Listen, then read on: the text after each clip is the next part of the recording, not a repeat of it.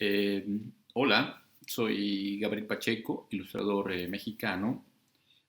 Quiero agradecerles la oportunidad de poder platicarles un poco sobre un libro que he ilustrado ya hace algunos años y que recién se edita en esloveno, que es el libro de Federico García Lorca, 12 poemas, que es un libro muy importante porque eh, uno de los poetas que me han enseñado mucho y sobre todo me ha enseñado a ver el mundo es Federico García Lorca.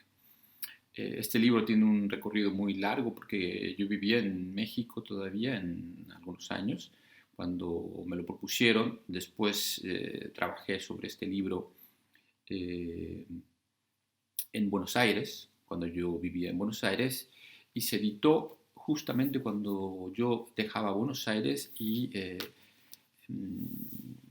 llegaba a Italia. Así que tiene un camino muy largo en mi vida y también significativamente en mi vida personal y artística. Eh, Obviamente son poemas clásicos muy conocidos de Federico García Lorca. Y lo curioso, la cosa bella de la poesía es que es cierto esto que dicen los poetas, que las palabras son entes vivos cuando se lee, cuando se dicen, se renuevan. Es esta naturaleza hermosa de la poesía que cada vez que se lee se reinventa, se renace. Así que esta fue mi interpretación de, de las palabras del poeta, que están basadas en azules, en grises, grises que intentan ser platas, ¿no? Eh, y azules que, si me permiten la idea, sería como un deseo de hacer comentarios visuales sobre la poesía, sobre lo que las palabras de Federico García Lorca me han despertado a mí. Siempre con esta intención de crear escenarios donde hay mucho espacio y mucho silencio visual, como para que el lector encuentre este espacio de conversación con los poemas y interprete o escuche lo que el poeta para él mismo tiene que decir. Así que yo agradezco estos minutos. Estoy muy feliz que el libro se haya editado nuevamente. Eh, Quiero mandarles un saludo y eh, les recomiendo y mando muchos saludos. Z nami je Igor Saksida, veliki poznavalec slovenske mladinske književnosti in v zadnjem času tudi človek, ki skrbi za to, da pravzaprav poezija ni videti neka najbolj dolgočasna stvar. Pa me zanima, Igor, zakaj se ti zdi, v zadnjem času se toliko trudiš s poezijo, želiš jo približati v bistvu mladim bralcem. Pa me zanima, zakaj se ti zdi, da je tako pomembna ravno poezija? Ja, glej, poezija po moje najbolj od vseh literarnih zvrsti, vsekakor veliko bolj kot od kake pripovedi, ki spodbuja v mladih predvsem željo po sledenju zgodbi, po tem, kaj se bo čez nekaj strani neverjetnega primerilo. Bralcu ponuja možnost potopitve v svet, ki ga je ustvaril avtor, ki ga seveda bralec potem sooblikuje. Gre za v nekem smislu priložnost za odklop, za umiritev, za izstop. Evo, to bo morda še najboljša beseda, za izstop iz te kar naprej ponavljajoče se matrice vsakodnevnih opravil, vsakodnevnega površnega beganja med dolžnostmi, ki čakajo tako nas, odrasle, kot seveda prav tako tudi naše mlade sogovornike, mlade bralce. Zdaj, poezija je pa najbrž že nek grad, razkošna palača z neverjetno veliko sobami in še več vhodi v to palačo. Mi seveda lahko odpiramo pot do poezije otrokom na različne načine. Lahko to počnemo skozi igro, skozi glasbo, v mojem primeru najbrž na to misliš skozi rap, od najmlajših do starejših.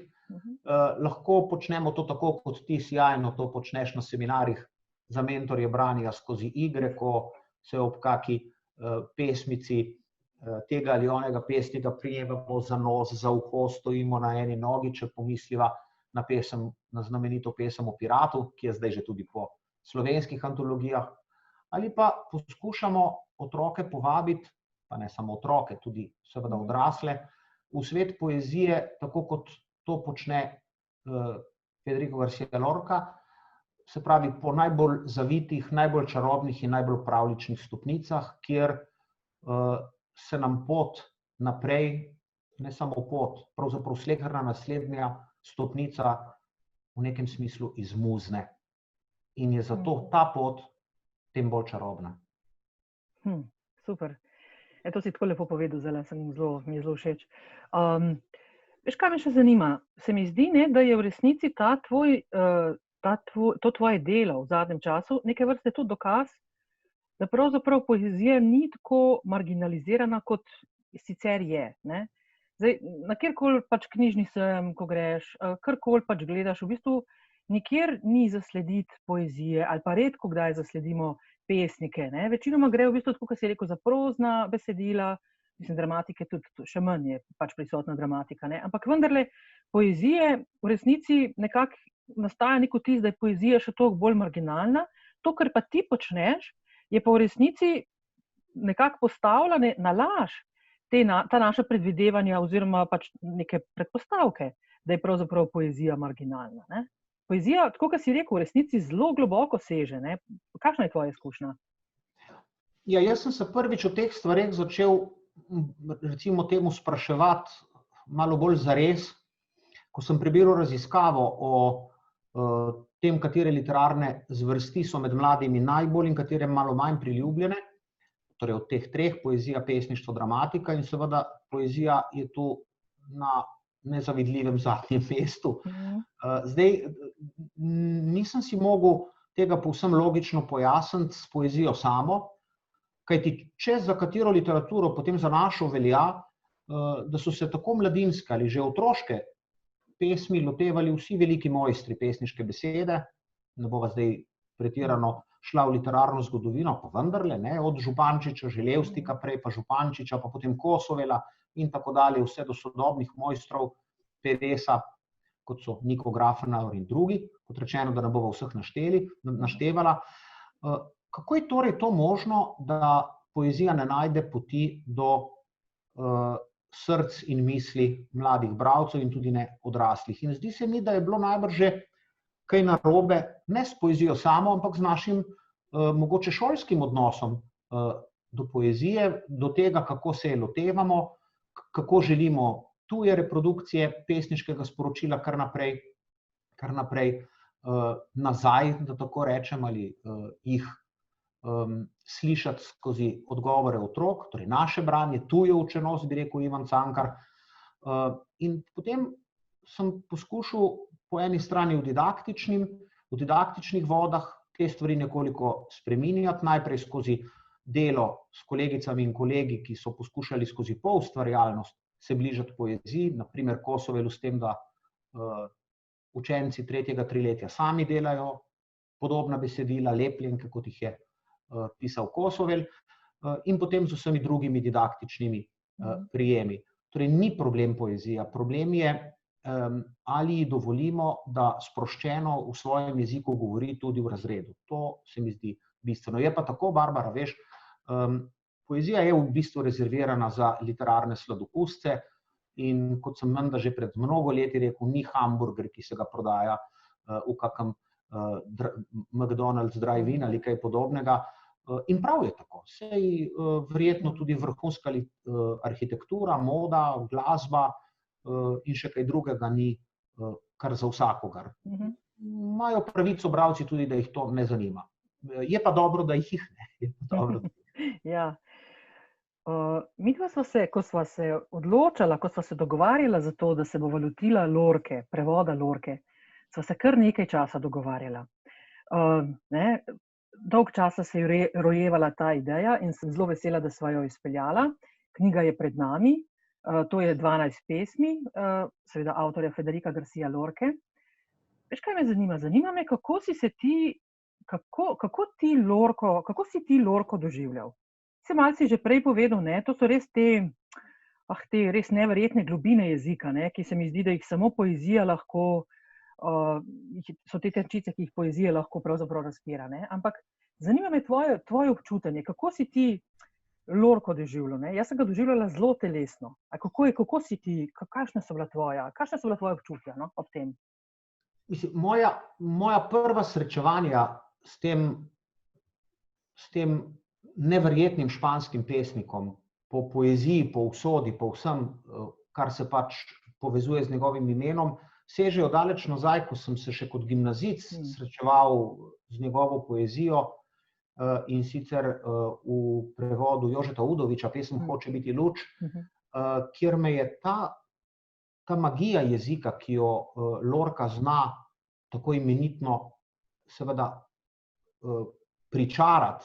In jaz mislim, da se je takrat špansko, jaz sploh še nisem nič znal, ampak verjetno se je Udoviču in drugim prevajalcem to vendarle posrečilo vsaj do neke mere preliti tudi v slovenščino. Ta jezikovna magija je bila meni v zvezi z Lorco prav neverjetna. Cordova Dana in sama in tako naprej.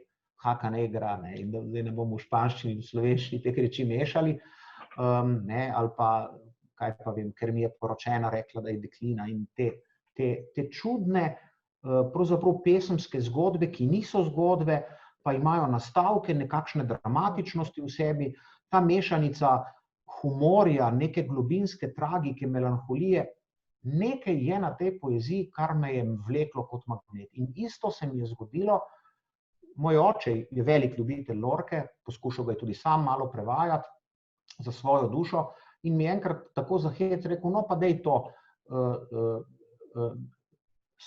prismuknjeno pesmico poskusi prevajati, in potem, ko sem se tega loteval, me je to ko en magnet tudi vleklo v samo prevajanje. Tako da, to je bilo za mene eno velikansko prevajalsko doživetje, jaz sem ti tu neizmerno hvaležen, da si mi seveda pri tem pomagala, me spomnila, ker sam nisem hispanist, na vse zastrte pomene, ki jih španski jezik skriva v sebi, na katere seveda človek ne pomisli, ko poskuša to brati dobesedno in potem to prelivati v verze. To upajmo, da nama je vsaj en droben delček te magije uspelo preliti tudi v slovenščino. Jaz bi bil tega res zelo vesel, če bo ta zbirka sprejeta tako.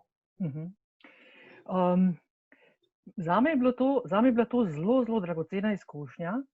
Namreč prevajanje v tandemu, v tem dialogu z nekom, se mi zdi res blazno dragoceno. Ti kot prevajalec si ponavadi sam. To je zelo samotno pač početje, sam si z besedilom in tako.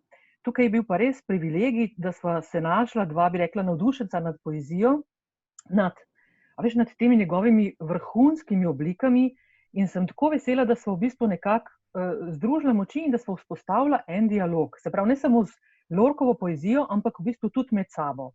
Spomnim se, ko sva od teh začetnih prevodov, pa potem recimo oblike, pa potem sva gledala, pa komentirala. Kaj je bilo tebi recimo nekako najtežje, pa kaj ti je bilo recimo najbolj, kaj jaz vem, mislim, najbolj bi rekla, kdaj si bil najbolj zadovoljen, no? Zakaj sprašujem to? Zato, ker v resnici se mi zdi, da pri Lorki velika past, ki so jo tudi delali med drugim tudi mnogi prevajalci, ki so ga pač prej prevajali, je, da je v bistvu on videti izredno lahkoten in v bistvu se njegova poezija bere, ne bom zdaj rekla kot proza, ampak kot si pač prej omenil, dejansko ima toliko zgodbenosti in forma je v bistvu tako zakrita, da so jo preprosto včasih prevajalci tudi prezrli. Midva sva pa v bistvu ohranila sonance. Mislim, to ni tako. Za slovenščino je to res velik zalogaj, no? Zato sprašujem in zato sem tako navdušena, ne? Zdaj, prosti, zdaj je bilo vprašanje zelo dolgo, no, ampak... Ne, ti nisi samo nekdo, ki me sprašuje, si ti soavtorica te knjige, tako da je ta pogovor res lahko tudi naprej še dialog med nama dvema. To ni s tem nobenih težav. Ja, točno tako, ne.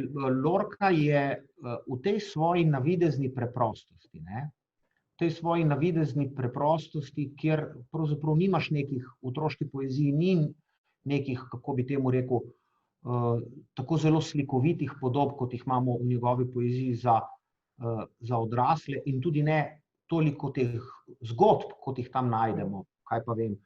Ravno v tej navidezni preprostosti je tako zelo zapleten. Jaz mislim namreč, da on, če se pa motim, mi boš pa že popravila, magijo otroške poezije ustvarja ravno s to nenavadnostjo, ki se skriva. Po eni strani v zvočni igri, asonanc, ki se seveda vlečejo skozi njegovo poezijo ali ki jo držijo skupaj, da tako rečem, potem tega zelo jasnega ritma, ki sva ga midva, če se je le dalo, poskušala loviti. Lahko rečeva, da sva lahko zadovoljna z nekaterimi prevodi, kjer nama je uspelo celo iste asonance prevesti, recimo a olorando, ne, in podobno, midva imava žalost, nanjo, zanjo, ao, ta zvok Lorke se torej v ponavljanju glasov tu zelo jasno vidi in tudi ritem nama je tu in tam uspel. Hkrati so pa pesmi njegove povsem odprte, ne. Konča se tudi zgodbica o kuščarju in kuščarici, ki jokata, se konča pravzaprav tako, da ne veš, kaj zdaj, kaj naprej. Kaj je point, bi rekli v najstniškem jeziku vsega tega. No in ta zavestna gesta, da pusti bralca v praznem prostoru, ne, v tem molku dečka, ki išče svoj glas, kot je to povedal Lorca v eni od svojih pesmi, je po moji ključna stvar, ne.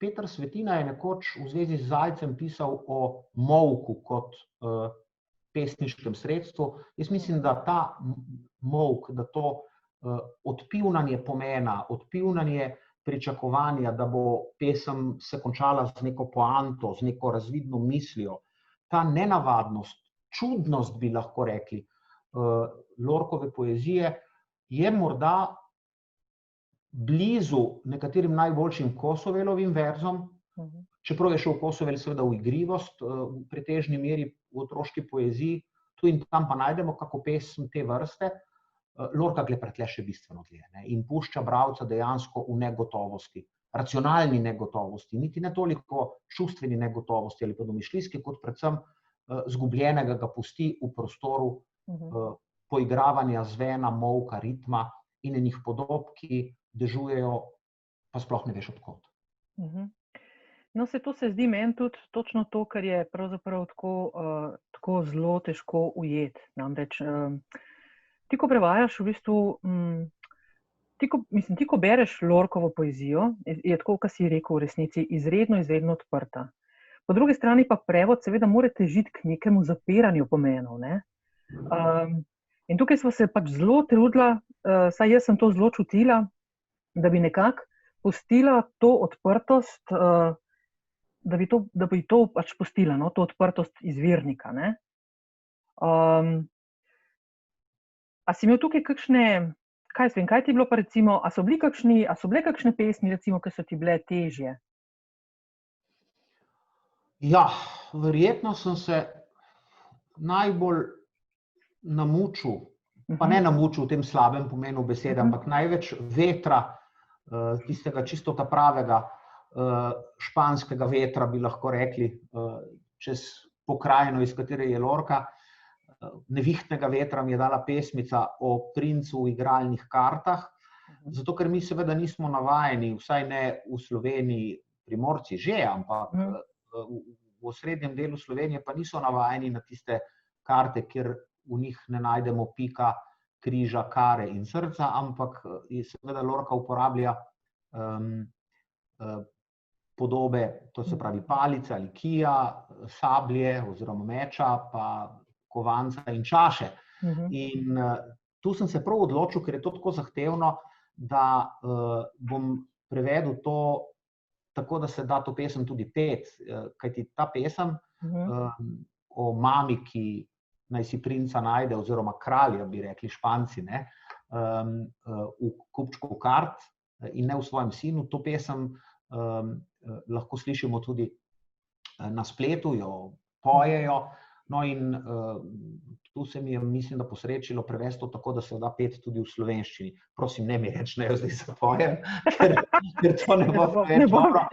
Ta pesem, kjer sem si zavestno zadal za cilj, da bo ta simbolika kart, njegove bolečine in hkrati ritem in zven celotnega verza, da bo vse to spojeno tako, da se bo to pesem dalo tudi odpeti, recimo.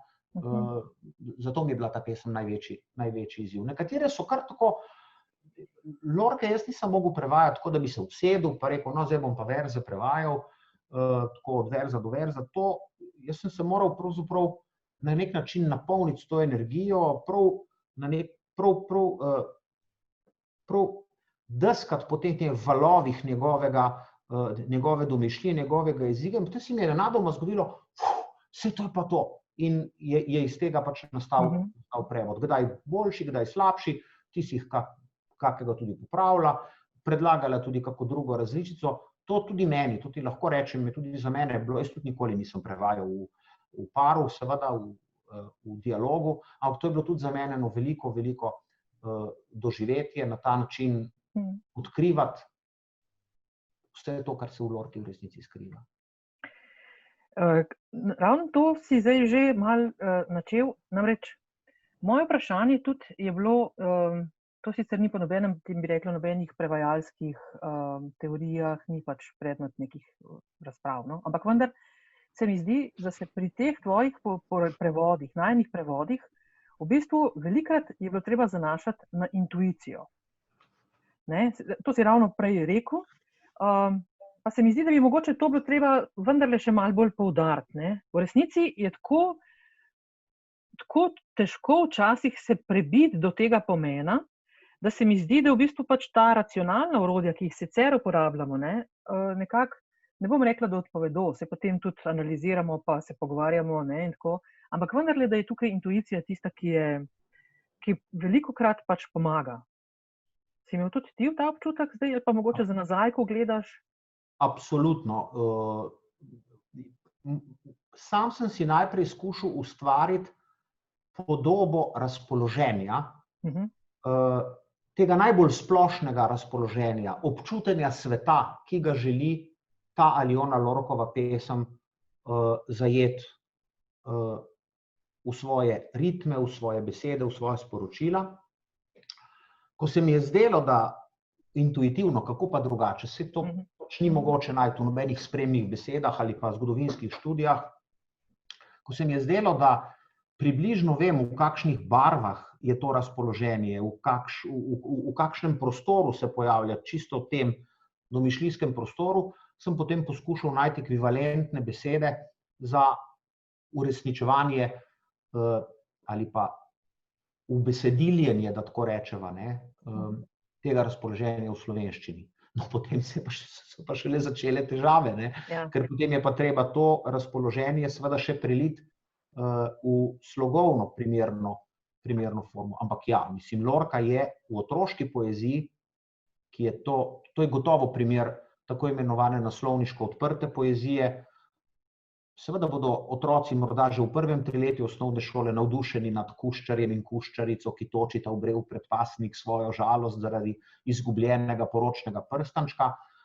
Ampak seveda sicer bi pa jaz rekel, da so te najbolj abstraktne, najbolj odprte, najbolj krhke Lorkove pesmi pravzaprav namenjene za zelo zrele bralce, ki se znajo podati na pot te zgolj in samo navidezne naivnosti ali preprostosti. Daleč od tega, da bi bila ta poezija preprosta. In do tega se ni mogoče prebiti z nobenim razumom, z nobenim racionalnim vpogledom. Tudi beremo podobno kot smo midva to delala pri prevodih, tudi beremo lahko to zgolj z veliko mero intuicije, da zaznamo dušo teh pesmi.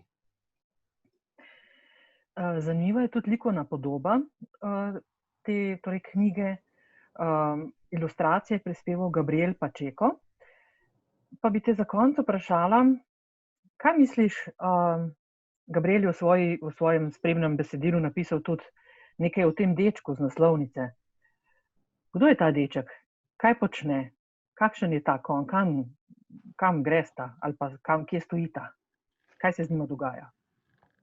Ja, mislim, celo vrsto asociacij nam naslovnica lahko vzbuja, lahko jo tudi pokaževa tako, da bodo vedeli, o čem govoriva, tako nekako izgleda naslovnica. In seveda, če si jo ogledujeva in po lastnih asociacijah brskava, potem seveda ob tem modrem konju pomislimo na modre konje pri Srečku Kosovelu, skratka na neko povsem domišljijsko bitje. Tu je zelo važno to, da je deček slep. Se pravi, je v nekem smislu bitje, ki je samo po sebi izročeno intuiciji. Nekdo, ki ne vidi in ki samo občuti stvari, lahko vidi modrega konja. In oba dva sta položena v neko povsem nedefinirano prostornino, ki spet ne moramo reči, da je prazen prostor, tu in tam lahko vidimo morda kak element, ki bi nas utegnil spomniti na, ne vem, površino peska ali pa morda v globini te ilustracije gost ali kaj podobnega, ampak v resnici je taka pot k racionalizaciji, k razlagi tega, kaj pomeni naslovnica, že zgrešena. Mislim, da je ilustrator izvrstno znal ujeti to neulovljivost sporočila, ko ima recimo konj povezano eno od svojih nog, ko je deček oblečen v sivo in tudi on povit, sej slepi otrok ni edini otrok te vrste v Lorcovi poeziji, imamo tudi nemega otroka in tako naprej. Tako da jaz mislim, da je resnično ilustracija, ki je pred nami in tudi vse ostale v knjigi, možnost, da najdemo pot do Lorcove poezije. Še to morda za konec v zvezi z ilustracijami. Če nisem čisto dobro znal definirati razpoloženja, mi je pri prevajanju, mi je ilustracija dostikrat močno pomagala. Sem gledal, na kaj me ilustracija spominja. In potem je iz ilustracije pravzaprav včasih prišla ta energija, da se znal to razpoloženje, ki ga doživljam v besedi. Tako da to je po mojem mnenju vrhunska slikanica, kjer je dejansko tisto, kar je pred mnogimi leti že zapisala profesor Marjana Kube, dejansko gre za likovno-tekstovni monolit. Ni mogoče brati poezije brez ilustracij in verjetno tudi pesmi dajo ilustracijam neko drugačno globino, nek drug pomen. Bi mogoče res čisto za konec še kakšno pesem prebral? Ja, z veseljem. In to prav pesem Nemi otrok. Otrok pogreša svoj glas, odnesel ga je kralj čričkov. V kaplji vode otrok sedaj išče svojo govorico. Ne bom več z njo gnetel besed. Izgovora svoje tišine si prstanček skujem, potem ga nosil bo moj mezinec. V kapljici vode sedaj išče otrok govorico. V daljavi ujeti glas nosi čričkovo oblačilo.